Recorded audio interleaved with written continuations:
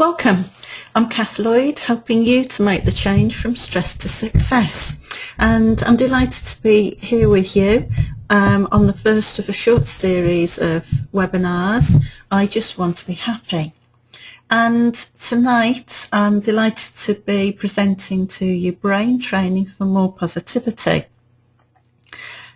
And during the session we're going to be talking about what stress is,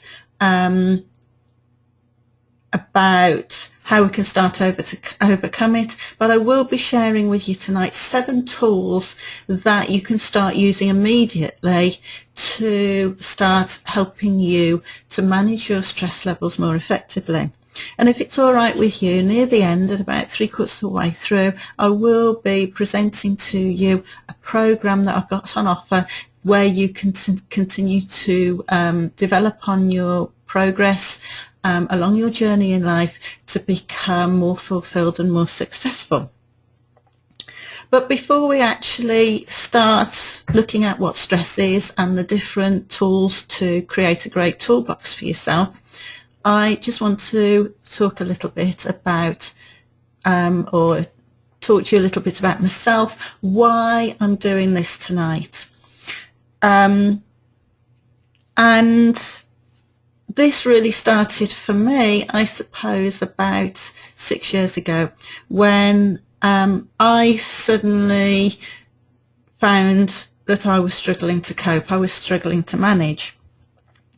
And I'd realised for quite a long time that I wasn't as happy as I wanted to be. I worried a lot about a lot of issues, about a lot of people, but I couldn't work out why I was like that, because I'd got, great upbringing, great supportive parents, money wasn't an issue, great husband, great kids, a job I enjoyed, even though it was challenging at times, and I worked with some great people. But at that time, I was really, really struggling.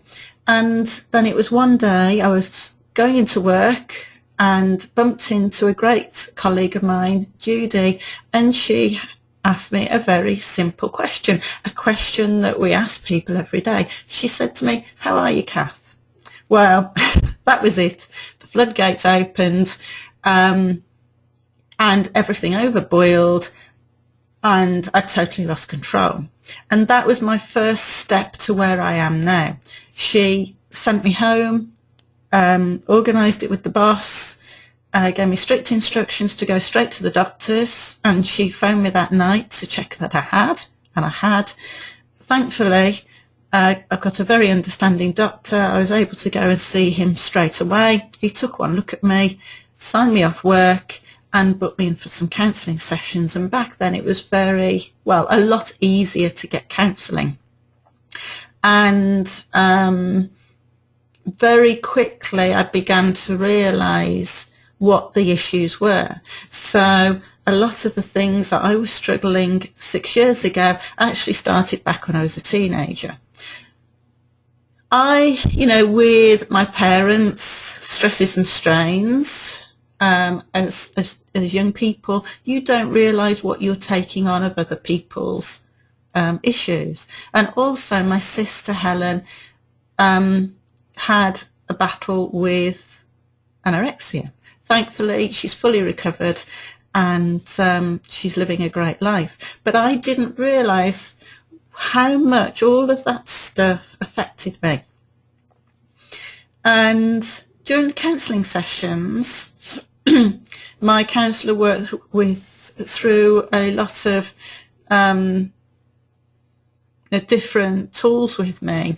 But very quickly, I understood that I couldn't change all that stuff. I couldn't change what had happened in the past. I couldn't change how people felt about me or how they reacted to me. But what I could change was how I was going to start managing myself today and for the rest of my life. And that is when I started looking at different areas to move into. Because as a teacher, I love my teaching, and I was at a stage also where I wanted to move on. And so life coaching not only helped me learn about myself, but also gave me great skills and knowledge in how to help other people. But it was at my first training session, you know, a weekend away. I hadn't spent a whole weekend away from my husband and my young children before, so that was quite, you know, emotional as well. But on that training session, I spent most of the time in tears, and very, you know, at, at regular times within the course, I nearly packed it all up and came home. Nearly rang my husband and said, I can't do this, I'm coming home. But something made me stay, because I realised that if I couldn't sort myself out now, I was never going to be able to do it. And the reason why I found it was so emotional is because I had to start thinking about what was going on inside my head. And what was going on inside my head was reflecting on my attitude and behaviour. And I had to deal with it. I had to confront it. I had to challenge it. And I did.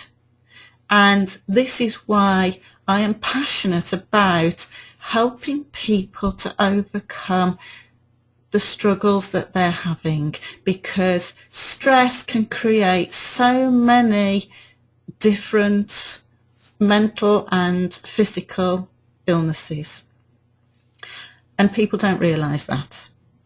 So, you know, what we're going to be looking at is how can you help yourself to be the person that you want to be and truly deserve to be. And this isn't just about people suffering from stress-related illnesses. This is also about carers, because, of course, you know, carers, they tend to get forgotten. They're always the strong people, but they are going to be struggling with not only their lives, but how, you know, the sufferer is managing. And so these tools are useful for everybody, not just for now, but for the rest of your life. And these tools, bar one, have been taught to me, and I use all of them. And the one that I don't use, I know somebody who does use it, and they find it really, really useful, and that's why I've put that in. So, what is stress then? Stress is excess pressure that we feel when we are overwhelmed with what's going on in our life. And stress creates a huge chemical imbalance in our bodies. The adrenaline levels rise severely, and that's okay for short bursts of time. So that's okay when you're standing on the start line of a sprint race, or you're going into a high-powered meeting. But it's not okay if those stress levels stay at their height for a long, long time. It's going to raise your blood pressure, create high levels of bad cholesterol in your body, which is going to cause, you know, heart conditions, and other conditions that come from that are diabetes. It can also have huge implications on, you know, your joints and your muscles, and, you know, how you feel as if you want to manage yourself. So it isn't just a mental issue, it becomes a physical issue as well. And through the course, you know, of these 3 series, we're going to be listening to Lucy tomorrow about holistic therapies, Alexandra on Friday about nutrition and exercise. And so you're going to find that some of the things that I talk about tonight are going to come through with Lucy and with Alexandra. Okay, so things like rest and relaxation and exercise and having a good diet, having a good sleep regime are going to keep cropping up. So I'm not going to talk too much about that tonight. I'm going to leave that to Lucy and Alexandra. Okay, so let's move on then. What is your story? To be able to move forwards, we need to reflect a little bit about, you know, what's happened in the past. You know, so far in our life, for the majority of us, we'll have had great times, but it's important just to think about a few areas of our thought processes. because it's the ups and downs, how we manage these ups and downs, that form us as people, form our confidence levels and our self-esteem levels.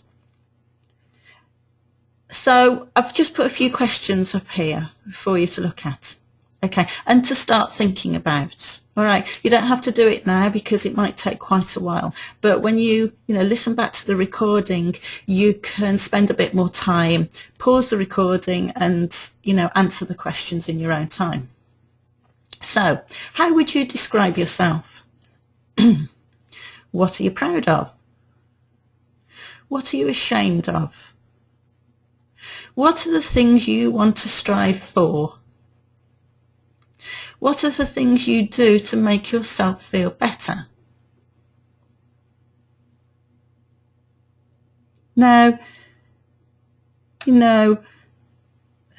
as we go through life, things change, don't they? And we forget the things that we're proud of. We forget the things, when we're bogged down with life and, jobs that we need to do, and being pulled and pushed from pillar to post with all the different things we have to do. We can forget what we're trying to achieve, what great things that we've done. All right, so this is why it's important to look at your story.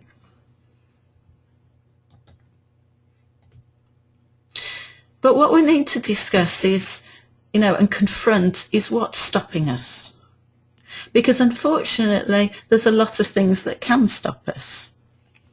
And I don't know about you, but, as you go about your daily life, you hear people going, oh, I don't know why people get so stressed out. They just need to pull themselves together and just get on with it. Well, some people can manage, and manage very well. But some people can't, all right? And this is why we need to look at it. But unfortunately, stress can actually catch you out. It can catch you by surprise. And I know it's quite painful to do it, but we have to look at this sort of thing so that we know what we're dealing with, what you want to change, how you want to change it, so that you can move on. And as human beings, what makes us so special is we're all different. We all think differently, feel differently, see things differently, and then what we do with all of that information, we do differently. We react to things differently. And so trying to manage it is going to be different for everybody. So one size doesn't fit all. All right. It's about picking and choosing what is going to help you to manage yourself. But first of all, we just need to have a little look at self-sabotage. All right. And this is really, really important to look at, because we all do it, unfortunately. We all self-sabotage, find excuses for different things. And, I've done it. And I recognise that really clearly. So people like my husband, he went on Operation Raleigh in 1988 for 3 months. My daughter went on Raleigh International in the summer of 2013 for 7 weeks. And I admire them hugely, because they were taking themselves off into a group of people they didn't know, into a community they didn't know, doing something they didn't really know much about. And, throwing themselves into it without really knowing what was going to be the outcome. But they were willing to take that risk. And I was never willing to do that, because I was frightened of what was going to happen. I hadn't got the confidence to do it. Now, because I have grown as a person, I have got more self-belief, I'm in a better position to be able to do that. But I've got an awful lot of catching up to do. But I'll make sure I do it, because I'm only here once on this earth, and I'm going to make the most of it. So this just goes to show that how we manage ourselves is also down to our personality as well, and our optimistic and pessimistic traits. And I read a book recently Rainy Brain, Sunny Brain by Elaine Fox, which really explains what pessimism and optimism is about, why some people are more optimistic than other people. And for the majority of us, we are living in a level playing field, that we can move between optimism and pessimism quite easily. We can manage it quite easily. But then there are other people on either end of the scale. So people like Michael J. Fox, who is suffering from severe Parkinson's, he is on the extreme optimistic side of the trait. And so even though he is suffering from extreme extreme Parkinson's disease, he is so optimistic that he is able to make the most of every day and rejoice in living his life to the best of his ability while he's still alive. And then there's other people on the other end of the scale that, even though, you know, they've got a loving family, they've got great qualities, they really can't see it, and they struggle with being able to manage any little barrier that comes in their way. And this book I found so good, I actually bought it for a couple of my friends, and they both read it and found it really, really informative. So let's carry on looking at self-sabotage. So self-sabotage is, excuse me, let me just have a little look a second. Self-sabotage, we hear it in ourselves. It's the conscious and unconscious damage that we do to ourselves. It's the self-defeating behaviours which hamper our own progress. So you might hear it in yes, but. So the yes, but is one excuse after another. Why suggestions won't work, like, well, I tried that before, but I'm different. So that's seeing yourself as different, worse off, more complicated. Well, it's all right for you. You've got more money, you've got more time, you've got better parents, you've got a nicer house, you've got more energy. Making the rounds. So that's going from one person to the next, or one treatment to the next, discounting each one, looking for the answers you want to hear. Stacking the evidence. Only looking for evidence or treatments or suggestions that may not work. So you're ignoring all the evidence that does or could be helpful to you. Negative comparisons. Comparing yourself to others in a negative way. Well, they're prettier than me. Or I'm not as pretty as them. I'm not as fit as them. I haven't got a good enough job compared to them.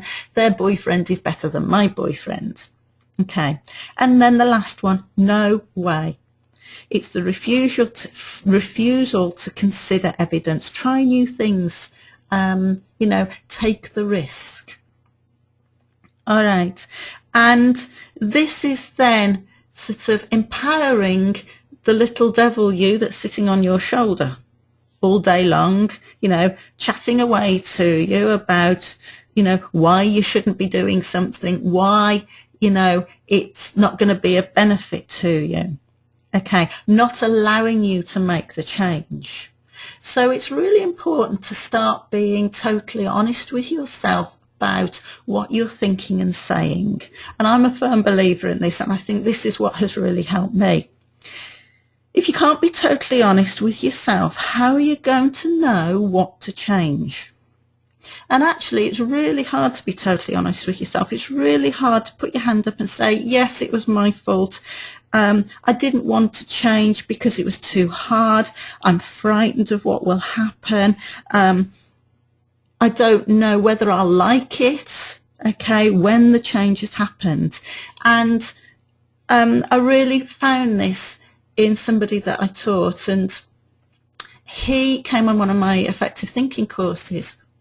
He had been struggling with, how his father treated him. Okay, as an Asian man, his father was very, very traditional and didn't like the relationship that he had got with his mother. He didn't like the way that he wanted to be in the kitchen and help his mother do the cooking and the cleaning and those sorts of things, because he wasn't behaving as a traditional Asian man. And it wasn't until he became more honest with himself that he understood what was going on. He was allowing his father to control his feelings. And when he realized what was going on, he was then able to manage that control, shift the balance, and take the control himself. So, he now knows that to be the person that he wants to be, all right, he knows he'll never be able to have a good relationship with his father because of this, but he knows to be the true man that he wants to be, he is going to, get the kids up in the morning, help them get dressed, cook the meals, take them to school, do the homework, all the things that European men want to do, because even though he's Asian, he's European, and that's how he wants to be. And then we move on to self-belief, because this all links down to our self-belief. What do you believe you are capable of doing? And this is around, poor self-belief is around not trusting your abilities, not trusting your gut instinct. And so gradually it's going to chip away until you aren't in control anymore. So what do we need to look for to make these changes? We need to look for the symptoms, the triggers, what sets all of these off. We need to be listening to our thought processes, okay? What you're saying to yourself, what's that little devil on the one shoulder and that little angel on your other shoulder saying to you all day long? Which one do you want to listen to? Because what you're listening to is going to affect your attitude. All right. If you've got an attitude of doesn't bother me, so what, I'm fine, it's not going to make any difference, it's going to have a huge impact on what you're going to do next, on your behaviour. All right. And our attitudes and our behaviours are very closely linked. Whether we pick ourselves up and move on, or whether we're going to wallow around feeling sorry for ourselves and being the victim.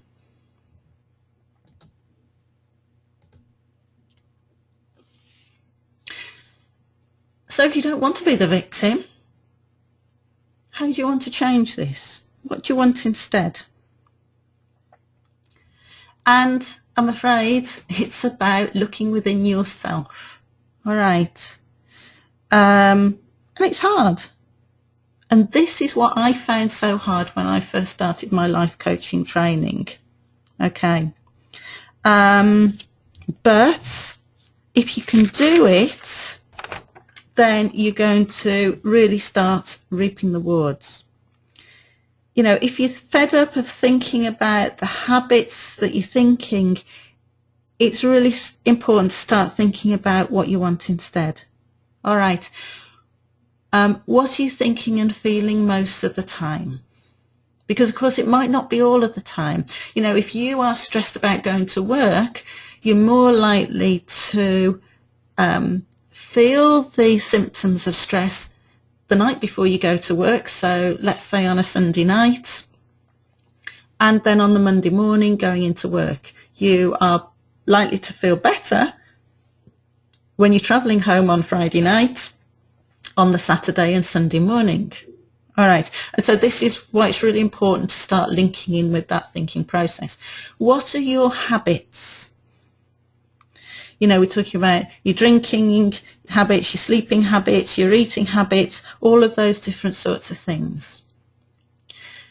What coping strategies do you have already? And this is important because we've all got coping strategies, but it's looking at what they are. We might not be using some of them because at the moment, if you're feeling very down, because you get into us when you're feeling very down, you can't see the wood for the trees. You lose track of the skills that you've got. And then what support network have you got? That is really, really important. And it's really important to have the right support network. Okay? So I'm going to introduce you to the first tool. And like I said, these are the things that I do myself. They're the things that I teach. They're the things that I work with on my clients. And the first thing I do with people is the visionary board. And on the screen there, you can see my visionary board, my latest one. And this is a visionary board is about what do you want in your life? What do you want going on for you? What do you want to be feeling and thinking and doing and saying? You know, who do you want to be with? How do you want to be doing it? All right. And if you have a look at mine there, you know, for me, colour is important. You'll get to hear that as we go through. I'm a very colour orientated person. It brings me great joy. I want to be able to have freedom. I want to be able to be, you know, connecting with a lot of different people. I want to have sussed out IT because I struggle with that side of things, but I want to suss it out and to be able to use it properly. I want freedom. I want adventure. I want relaxation. I want adventures. And yes, there's money in there because I need the money to be able to go and do it. I need the money to be able to go and see my children wherever they are in the world. You know, I know people who are scrabbling around for money. You know, their families live the other side of the world and they don't see them for 2 or 3 years at a time. I don't want to be like that. I want to be able to go and visit my children whenever possible, you know, so that we can continue to have the bond that we have. So here's how you do it. Think about what you do want in your life. Okay, not what you don't want, all right, what you do want in your life. Then gather together as many magazines, old photos, drawing materials, you know, gather all of that lot together. Because what you're going to do is you're going to use this stuff to find images, words, patterns, colours, textures that represent what you want in life. Okay. Now, I don't, you know, you probably remember the old Dulux advert where the guy's sitting on the bus and he cuts a little square out of somebody's sweatshirt. I don't suggest you do that, but use, you know, everything that's available to you to create your visionary board. Okay, and then get creative. You know, cut it out, stick it down. Stick it down how you want it. This is your visionary board and nobody else's. All right. And then put it somewhere where you can see it so you can look at it. But there are some rules. All right. Don't think about the ifs and the buts. You can think about those ifs and buts later when you're working out your planning, your actions, your options, all of those things. Just put down what you do want in your life. Make this a tactile project rather than an online project. All right. I know a lot of people don't, you know, love the IT system, which is great. But getting involved with the project, the pieces of paper, the colours, the words, the cutting out, all of that sort of thing, it's going to have a bigger impact on you. It's going to resonate with you a lot more. When it's completed, talk yourself through why you've picked these images, words, colours, textures. What do they mean to you? What are the benefits of them to you? All right, so pretend that you're being interviewed by somebody. You know, you might sound a bit daft, so perhaps do it when, you know, nobody's out, you know, sorry, nobody's in, so that you don't feel so conscious of what you're doing. But yes, it's important to really understand why all of those images are on your piece of paper. Okay then, tool number 2. Self-talk or communication. So what is it? Well, before we go on to all the statistics, self-talk is about the conversations that are going on in your heads. It's how we talk to ourselves. But before we start, I just want you to have a little think about it, and you can just jot this down on a piece of paper. How do you talk to yourself? And I want you to put it on a scale of 0 to 10.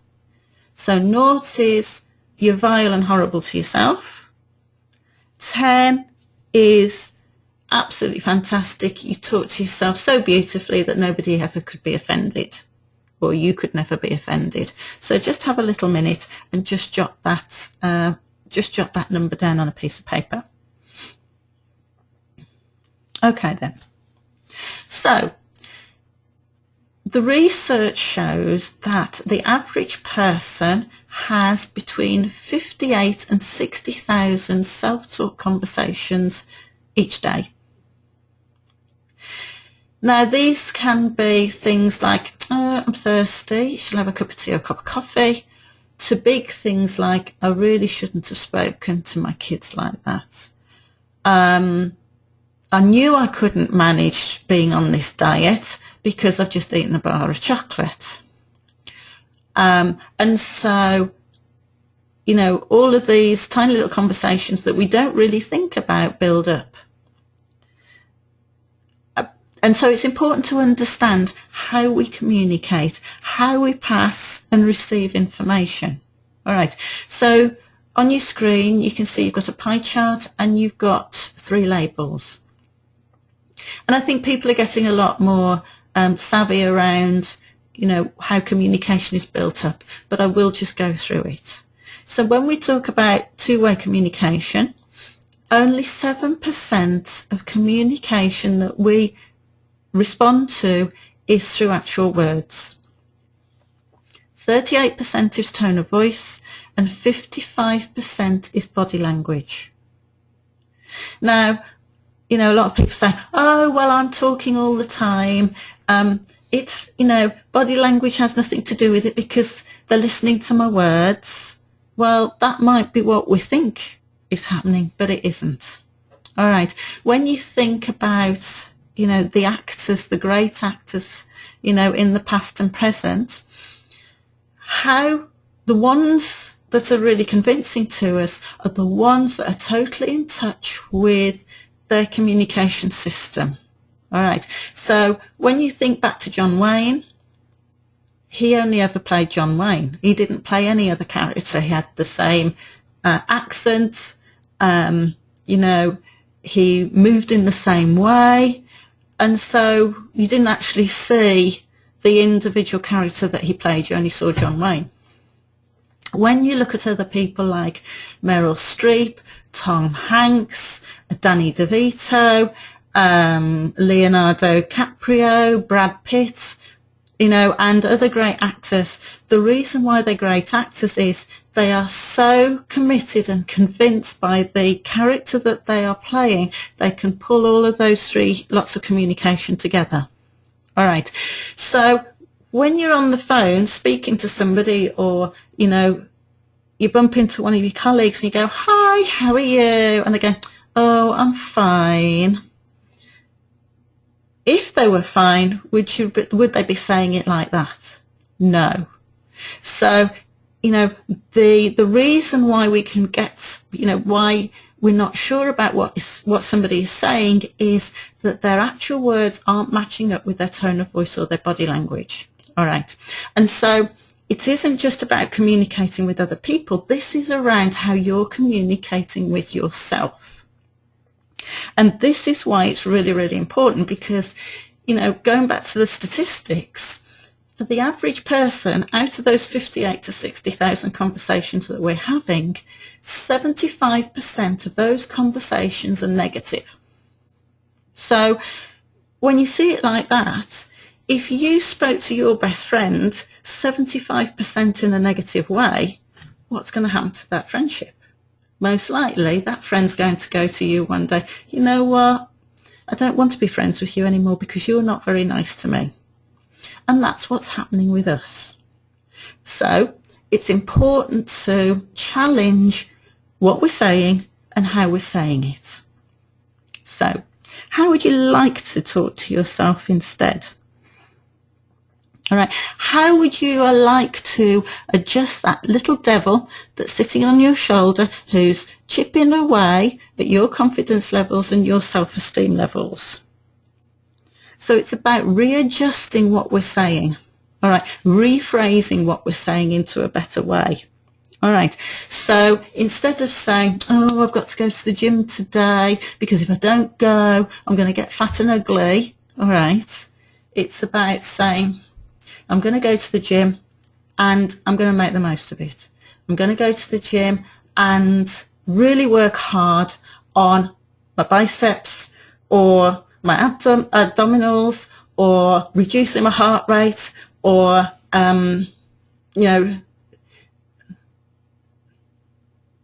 just helping myself feel better about myself. But it's about how we're saying it. So use your tone of voice and use your body language to really connect with your actual words so that you are believable to yourself, right? Pretend you're one of those great actors, because if you can convince yourself, you are going to act that out. And this is why it's really important to bring it all together. But also it's important to remember it's not going to happen overnight. All right, it takes practice.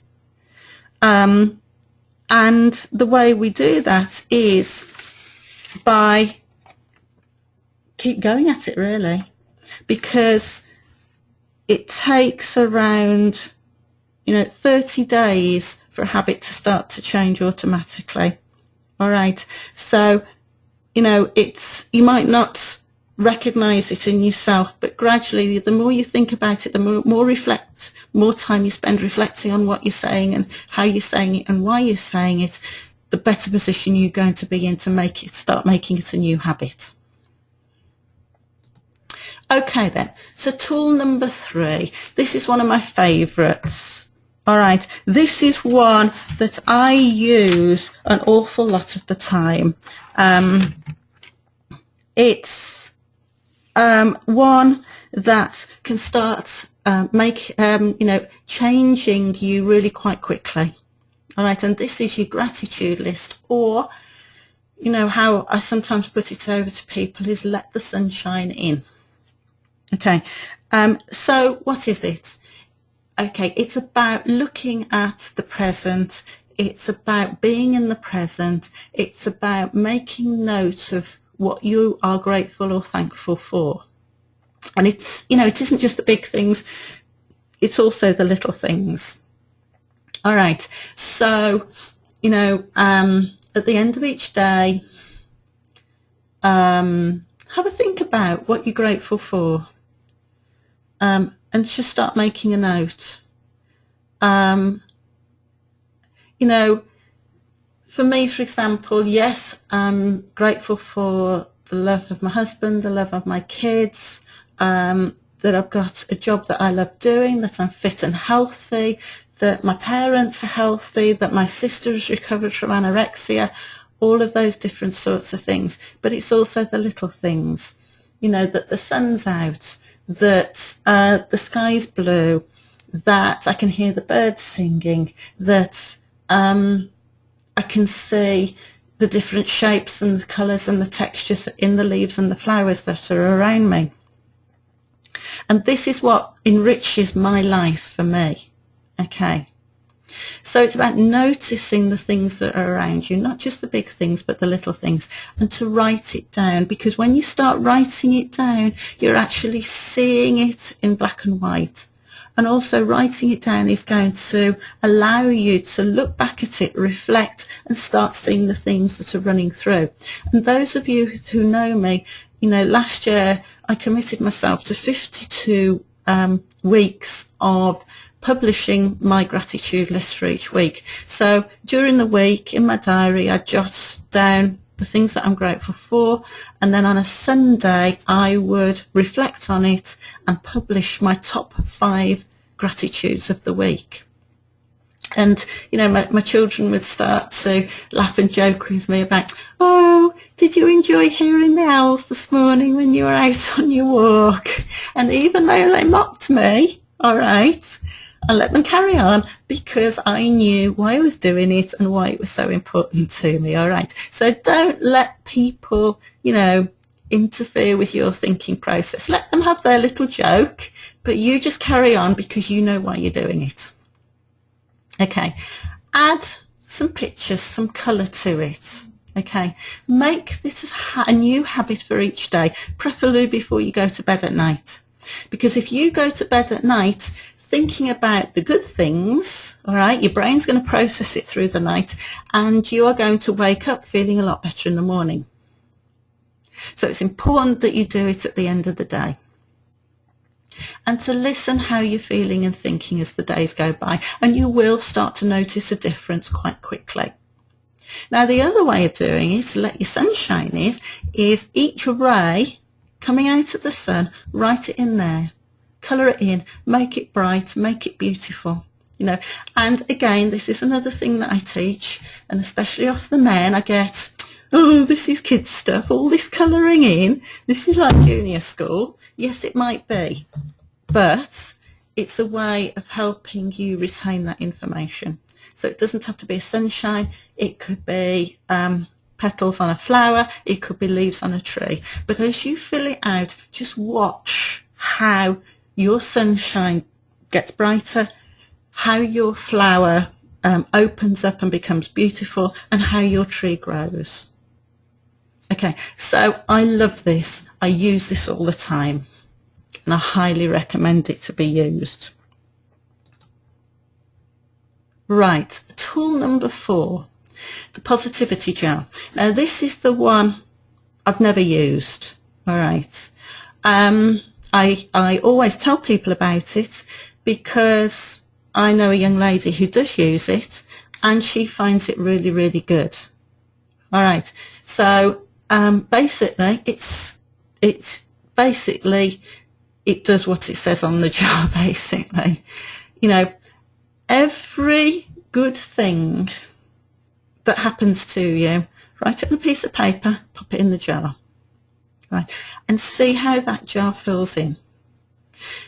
To make that jar more attractive, get some little coloured pieces of paper ready, assortment of colours, because then your jar is going to look even more attractive to you. Okay, and what you can do is every so often tip the things out of tip those bits of paper out of the jar and have a look and see and remind yourself of the great things that had happened.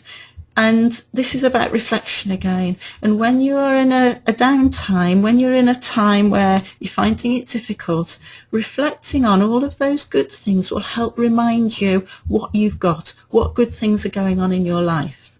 All right, to, you know, help you carry on, to help you be the person that you want to be.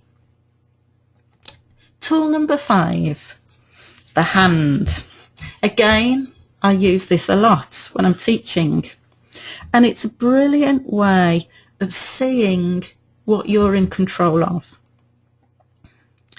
It could be in control of your life, in control of your feelings. You could be quite specific about it, or you could keep it quite general if you wanted to. Okay.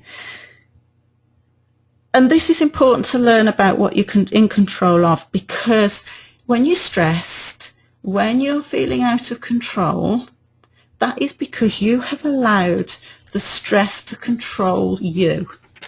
All right. And what you want to do is you want to grow back that control so that you can flourish and be successful and, you know, grow into the person that you want to be. So how do you do it? Really quite simple. Draw around your hand on a piece of paper. Make it colourful again. Colour it in, or use coloured paper, or cut around your hand and stick it on another sheet of paper, whichever way you want to do it. But the key is, inside of your hand, write everything that you are in control of. Around the hand, write everything you're not in control of. Then look back at those two lists. Why have you put them in those categories? What do you notice about them? And challenge yourself on them. You know, some people might put on the outside of the hand that they've got no control over their anger. All right. Or they've got no control over their drinking habit or their eating habit. All right. Or they might put inside of the hand that they have got total control over the other members of their family. So how could you change those? How could you get more control or let go of that control to make or to help you to be happier in your life? And then what can be moved from the outside to the inside or vice versa? And again, it's seeing it in black and white. It's seeing it for yourself. It's seeing it more clearly. Okay. And then 6 months down the line, you can do it again and compare the difference. All right. If you haven't got these things written down, it's very easy to forget exactly what, what you've been thinking and feeling. It's just like if you go and see a dietitian, they will ask you to write everything down that you eat and drink. You know, the extra sweet that you think, oh, it'll be all right, I'll have one of those, or an extra biscuit. It's very easy for our brains to dismiss a lot of stuff. So that's why it's important to write it all down so you can get a very clear picture of what's going on in your head. Tool number 6, downloading. This, for me, is a great thing to do. All right. But not everybody likes to talk about their feelings. All right. Their problems. You can feel very self-conscious, but also you can worry that, you're starting to be a burden to other people, that they're not interested, that they've got their own issues to deal with. And so that's why a lot of people don't talk about what's going on. Or it might be that when you do want to talk about it, the people who are very happy to listen to you aren't available. They might be at work, they might be out busy with their own families, or actually it might be in the middle of the night. And quite often in the middle of the night, if you are trouble sleeping, that's when a lot of these thoughts and feelings are going to start overpowering you, and you need to speak to somebody to sort of help reduce down the overload, so to speak. So it's very important to find what's going to work for you. And I actually used this a lot when I first was recovering from my stress. I had a journal. I just had a big book and I started writing in it. And at first I found it quite difficult to write it down. But it was just it doesn't have to make sense. All right. It's not, going to be a published, well, it may be at a later date, but it's not as if, somebody's going to publish it. It's about you and your feelings, your thought processes, and writing it the way you want to write it. So you don't have to worry about all your punctuation, everything that you learnt in English language classes at school. It's about getting down the thoughts and the feelings. And for me, it allowed me to free my mind up to deal with other stuff. Yes, that information was there because I've written it down, so if I wanted to refer to it, I could do. Quite often I didn't. But it's a way of getting rid of all of that stuff that's churning around in your head. And you can do this in all sorts of different ways. So you can do it written. Journal, diary, letter, stories, poetry, verbally, recordings, lyrics, artistic, painting, photography, collages, music, dance, song, anything that allows you to download the information. All right. Again, it's personal to you. So make it you. Let your personality come out in it. Be creative and release that spirit. And the last tool the VACOG walk. Now this is something I have learned most recently over, the last year and a half. Okay, and this was taught to me through a mentoring session through Lotus Coaching, and it's a little bit more difficult, but once you get to understand how the system works, then it can work very, very well for you. So the VACOG walk. So V, visual, A, auditory, K, kinesthetic physical, K, kinesthetic emotional, O, olfactory, and G, gustatory. And it's something that you can use in all areas of your life, because this is about memory management. Okay. And it can be really, really powerful. And I've actually taught this now to a lady who I was helping last year, who's agoraphobic, and she would get very, very tense, start shaking a lot, trembling, stutter. And so I use this to help her get into her peaceful and calm place. All right. And so this is what I'm going to just run through with you now. If you're very stressed, if you're very anxious, that's not going to help your adrenaline levels. And so going into your peaceful and calm place will help you reduce your, your breathing, slow the pace down a little bit, and so start to reduce your adrenaline levels, which is going to be a huge benefit all round. So let's just go through it. All right. And, so if you think about, you can shut your eyes now if you want to. All right. You're in a very safe environment.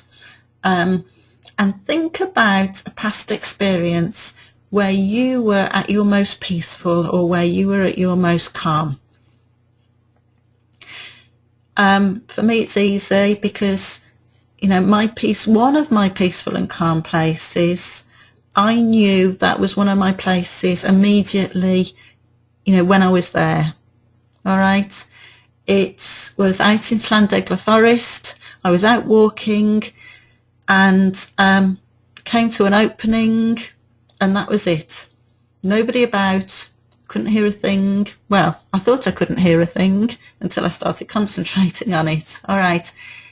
So put yourself back into that peaceful or calm place and imagine you are there in the present. You are there now. You are back there now. Okay. What is really important for this technique is to look at that, to look around you at what you're seeing through your own eyes. So you're not in the picture. You can't see yourself in this picture. And this is really important because if you're seeing yourself in that picture, you are detaching yourself from that memory. So be in the picture, make yourself present in that past experience and look at what you are seeing as if you were there. All right. So visually, what are you seeing around you? What's the colour of the sky like? What are the clouds doing? What colours can you see? What people are there with you? What are the surroundings? Auditory. What can you hear? Can you hear the traffic in the distance? Can you hear the wind in the trees? Can you hear the birds singing? What different birds can you hear? How many can you hear? Can you hear other people's footprints? Can you hear people laughing and talking? Can you hear music in the background? Kinesthetic physical. What are you feeling physically? I can feel the clothes on my back. I can feel my shoes. I can feel the sponginess of the grass underneath me. I can feel the hands of my children as I hold their hands. I can feel the pressure of the rucksack on my back. kinesthetic, emotional. What are you feeling emotionally? I'm feeling happy. I'm feeling relaxed. I'm feeling peaceful. I'm feeling excited. Olfactory. What are you smelling? I can smell the freshness of the countryside, a clear, pure air. I can smell the fertiliser because the farmers just spread the cow muck. I can smell the popcorn. I can smell the perfume of my, the person I'm standing next to. Okay. Gustatory. What are you tasting? I can taste the gorgeous, the after effects of the gorgeous meal that I just had. I can taste the toothpaste, the residue of the toothpaste, because I've just cleaned my teeth. And it's important to link with all of this, because this is then tapping into all of your senses. And the better picture that you can build up with all of these senses, the easier it's going to be to go back to that memory when you need it to help you to get into that state. Okay, so if you're going for a job interview and you're very agitated and nervous, all right, you can use this technique to help you to get into that calm place so that you can go into that interview and really sell yourself and get that job. All right, but it takes practice, it takes time to learn it. And again, like anything, practice makes perfect. All right, so you need to do this several times and practice on the same theme. All right, and on the same memory. And then when you've got used to that, you can start building in other memories. All right, so if we're still talking about peaceful and calm place, you can start building into your memory bank more peaceful and calm places. Okay, and go through the whole Vacog walk and practice them so that you can strengthen, that ability to get into the state that you want. Okay. Another thing, another way of doing this that was taught to me more recently from one of my other mentors was write it down. All right, because, it'll make it clearer if you write it down and you can read it through and it'll just help, it'll just help with the process a little bit more. So writing it down can really help as well. Right, so that's the 7 tools that we've gone through. Okay, so your support network.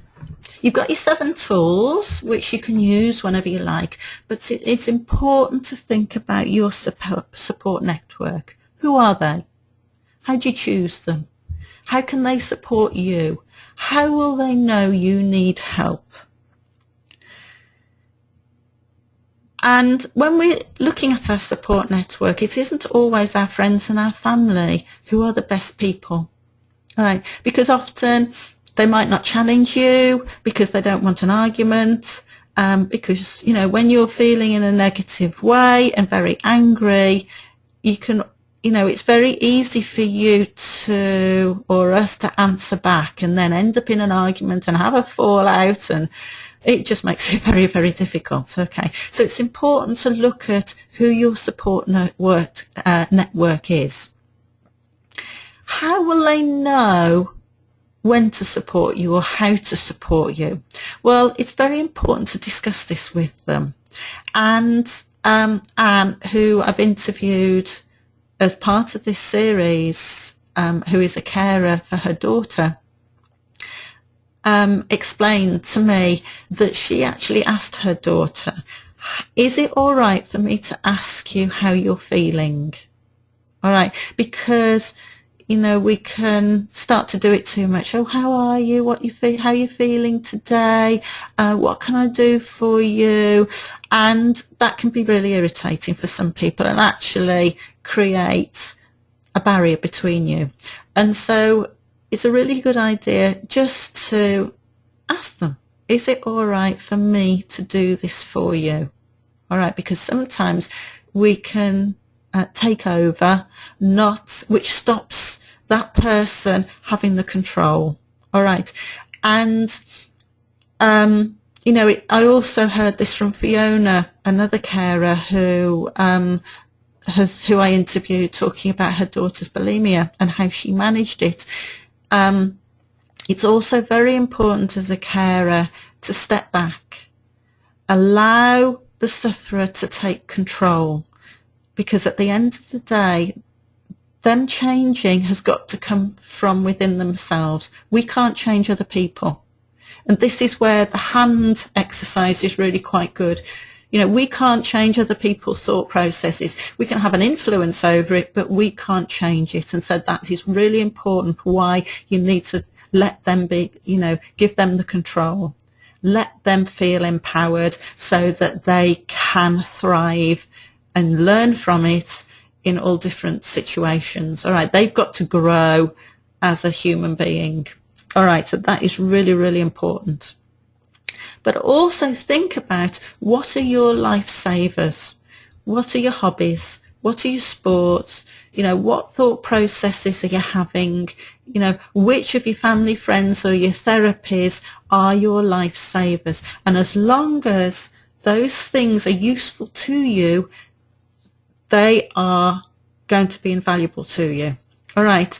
But remember that anything in excess can be harmful. All right. We all know that eating in excess or drinking or smoking isn't going to do us any good. But even exercise, if we exercise to excess, that can, affect us in a different way. So it's about using everything, but knowing to what extent. All right. So tap into those things. And keep them positive, basically. Okay. So we've talked at the beginning about your old story.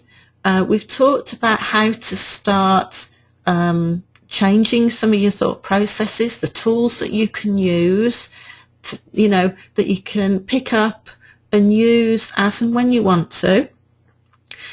But now it's time to write and grow your new story. And this is important so that you know where you want to go, how you want to get there. All right, and why you want to be there.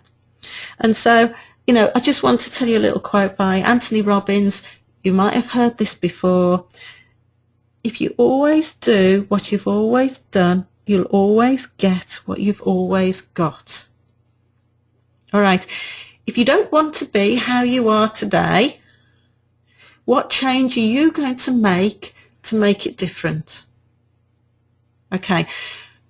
So even if you change one little thing each day, that's going to have a huge ripple effect as you go through your life. All right. If you want to be happier, what one thing can you do about your thought process, your eating habit, your exercise regime to make you happier? Okay. So, some questions for you. What do you want to feel about yourself?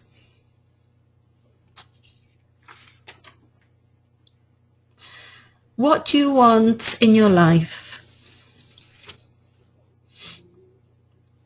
Who do you want in your life with you? Where do you want your journey to lead you? What do you want people to be saying about you? And it's important to look at these areas, because when the going gets tough, because it does get tough, all right, that's just natural. At the beginning, we have a great deal of enthusiasm. We're all excited and we speed off at a great start. But then after a couple of weeks, it starts to get difficult to maintain that momentum. All right, so understanding your visionary board, understanding your new story is going to help you keep that motivation going. All right. Imagine it's your 70th, 80th, 90th birthday, or even your funeral. You know, this is up to you to decide at which, you know, pinnacle point of your life you choose. What do you and your loved ones want to be celebrating about your life? And I know that, you know, talking about your funeral is very morbid, but talking to one of my most recent mentors, Karen, you know, her father recently died of cancer. But, you know, she explained to me the other day that, you know, she talked to her dad about what he wanted her to say at his funeral.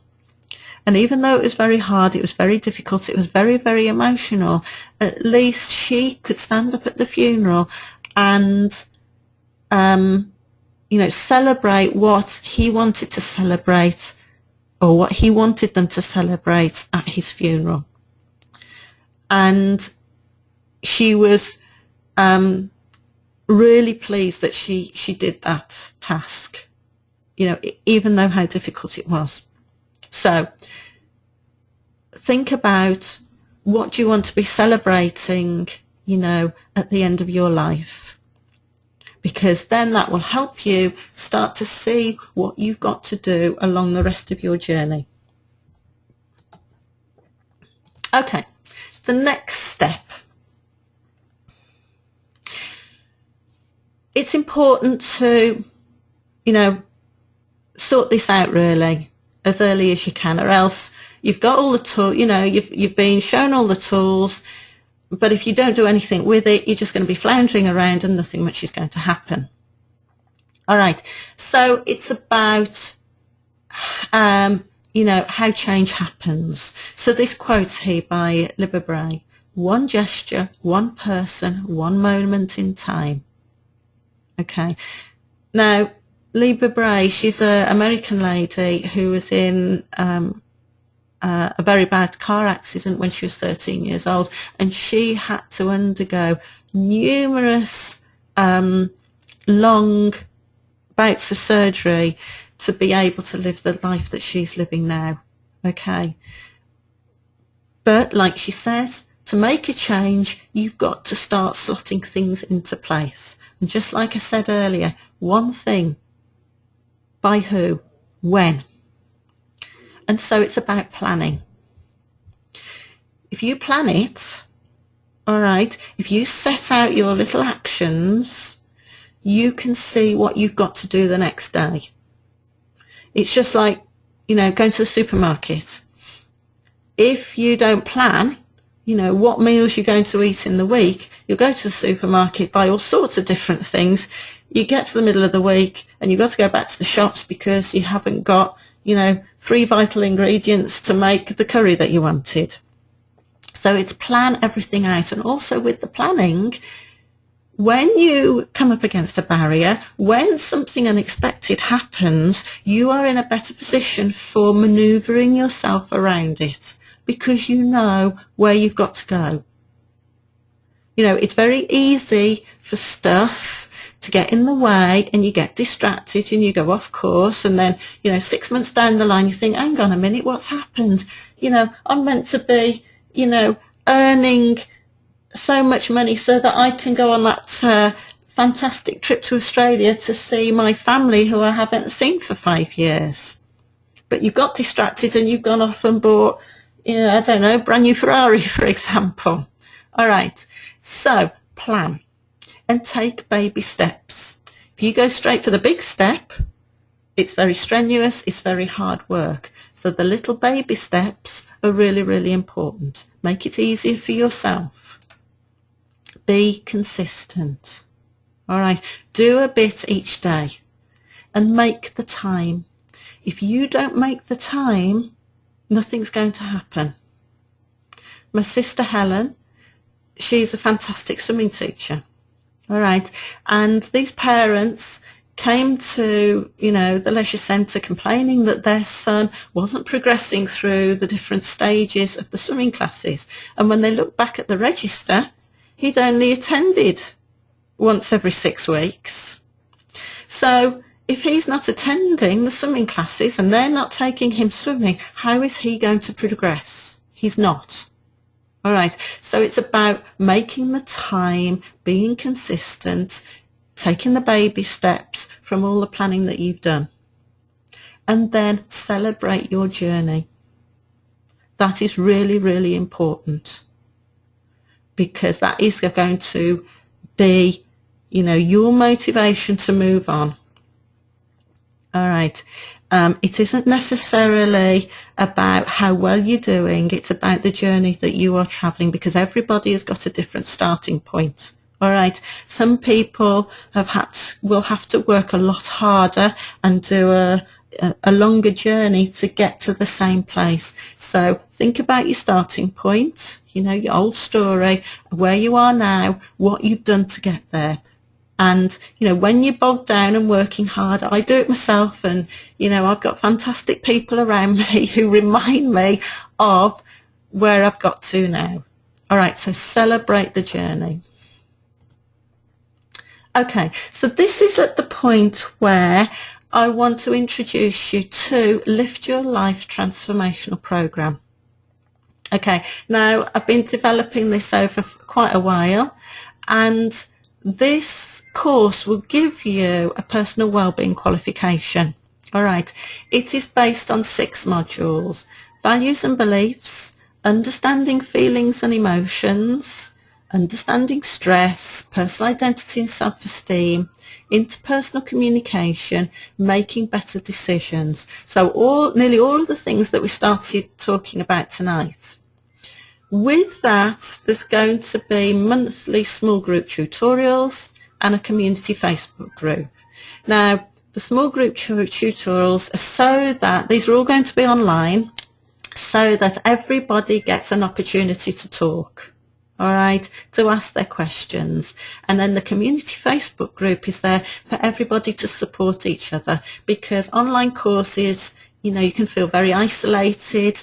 You might not be able to find the answers that you want, so everybody can support each other. But before we move on, I just want to give you a little testimonial here from Fiona Hubbard. And she's actually the same Fiona who I interviewed. Okay, so we all go through life and appreciate the good times, but inevitably there are times when we struggle. Kath's course helped me to unravel the complexities of life problems and how to deal with them. It showed me the value within myself and understand the impact of stress on my physical and mental well-being. It showed me how to work out who I really was, giving me the confidence and building on my self-esteem so that I could make the changes to transform my life. Kath has helped me to be a stronger, more able to cope and make the changes I really wanted for a happier and healthier life. So to start rounding everything up, to be the person that you want to be, all right, you need to be your own best friend. Be who you are to your friends, all right? Listen to your thoughts, feelings and ideas. Forgive yourself. We all make mistakes. It's only natural. We're human beings. But it's about picking yourself up, learning from it and moving on. Praise yourself. We all need it. All right? When you get to a tough time, have a think about the journey that you've done, because that will be your motivation for you to move on. So listen to your thoughts and processes. Forgive yourself. Praise yourself. So back to the Lift Your Life Transformational Program, the investment. You'll have the program. You can run it over a 6-month period. You might get it done sooner than that. The small group tutorials, the community Facebook group. Okay, at full price, this is £495. But today's offer is £395, and this offer ends at midnight on Saturday, the 8th of November. But if you book your place, and you are one of the first 3 to book, Okay, at £395, you will get a bonus of 1 hour coaching with me. You know, phone, Skype, webinar, something like this. And I can support you in many ways. Here's a few ways I can do that. I can support you in your values and how you can work more in alignment with them. I can help you with your strategies to manage excess feelings and emotions. I can help you create your ideal future. I can help you gain the control back into your life and to be the person you deserve to be.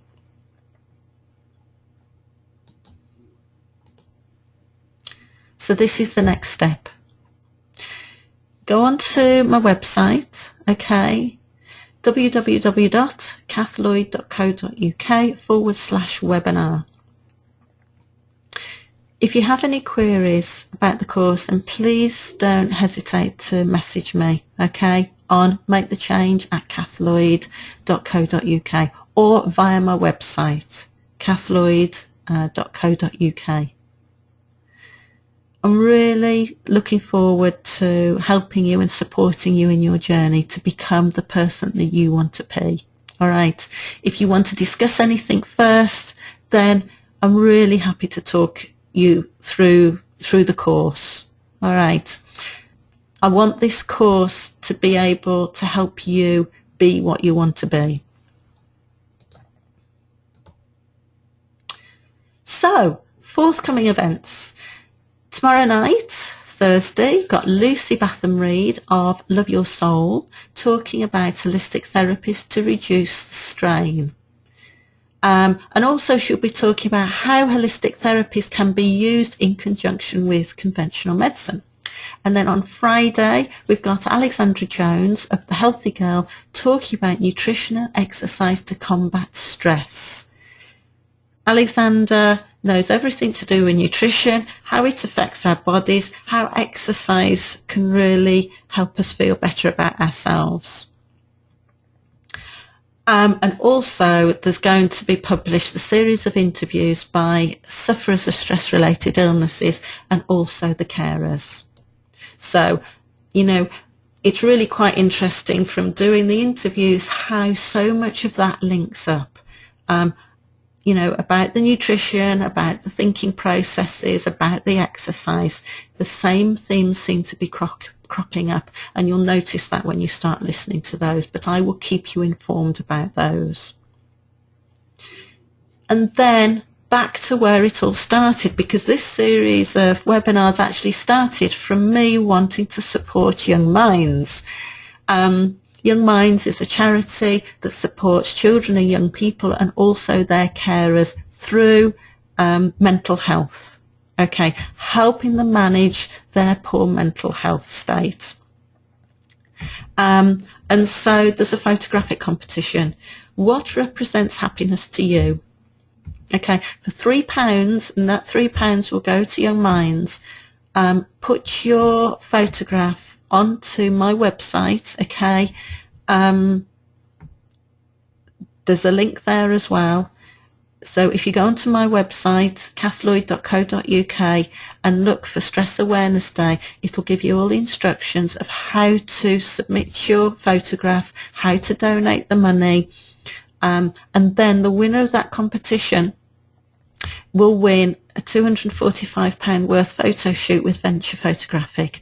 A fantastic time to go and have some photographs done with your friends, with your family.